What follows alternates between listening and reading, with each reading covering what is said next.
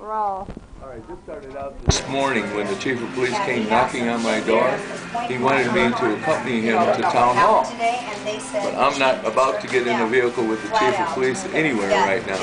Absolutely. And I told him so. I said, am I under arrest? He said, no. So he said, but you wanted at town hall. So I rounded up my posse and we headed over to town hall. We got there and it was quiet on the front. I didn't go around back.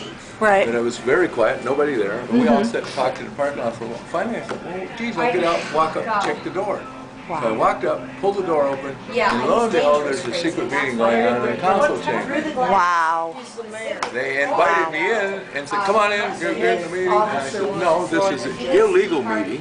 You cannot have a meeting of the council without a notice and an agenda. I said, you can't do this. This is illegal. I will not come in and join in an illegal meeting. Absolutely. Anyhow, Absolutely. Good for you. at that point, the sergeant who was talking to me at the door pulled the door shut and locked it, making it that much more of an illegal public meeting because you can't have a public meeting behind locked doors. So at that point, That kind of defeats the public part of it, Miss doesn't Jones it? over here was listening at the crack, and she thought she heard emergency and words, to that effect. She got the impression they were declaring a state of emergency. I don't want to live in the city anymore. I had several people call and I said, I don't know because I wouldn't go to the meeting. I don't know what's went on. But Mr. Gifford, who put this video online and started all this thing, he called me and said he talked to Barbara Cowell, Vice Mayor Cowell. And he had a recorded conversation, and that's available, will be on the internet soon.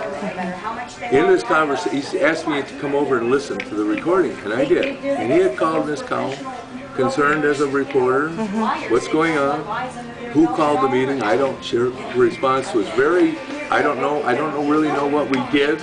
I mean, she's the vice mayor, for God's sake, and she didn't know. Did you declare a state of emergency? No, we did not declare a state of emergency. Definite statement. He also called Councilman Lucasen. Same question. No, we did not call a state of emergency. So I got hold of Jade because she's saying state of emergency. I said, no, they're saying there's no state of emergency in Quartzsite. Yeah, BS. So then, another friend of mine called Councilman Kelly, and Councilman Kelly was less than forthcoming. He got irate and slammed the phone down, wouldn't even answer any questions about it. So now we don't know. Then it was about an hour ago that Arizona Republic called Barbara Cowell, Vice Cowell, Mayor Cowell.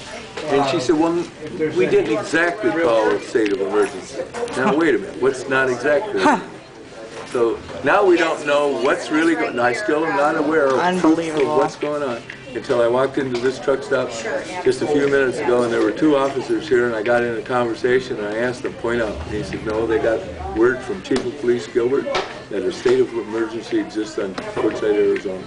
Wow. So the councilmen were lying to us and to the reporters and to everybody. Wow. There's now in this town an official state of emergency existing. Wow, and can you just identify yourself for the video? Oh, and I'm Mayor Ed Foster, and that's the story. Pleasure to meet you, Mayor Ed. Thank you very much for sharing. And right now I fear for my safety because of this. Absolutely. Absolutely, and that's not right. Nobody should have to fear for nobody should ever have to fear for their safety. The only role of government is to keep force out of people's lives. That is the only proper role. There is no legitimate reason for a state of emergency except to pick on or take legal action, illegal action really. Illegal, against myself, Jennifer Jones, and Michael Roth, who's not here right now. Wow. We were specifically mentioned through that crack in the door. She heard all of our names mentioned. I am seriously considering leaving town tonight and go find a motel in another town until daylight tomorrow because I don't trust being here in the dark at night. Hey, hold on, let me turn this off.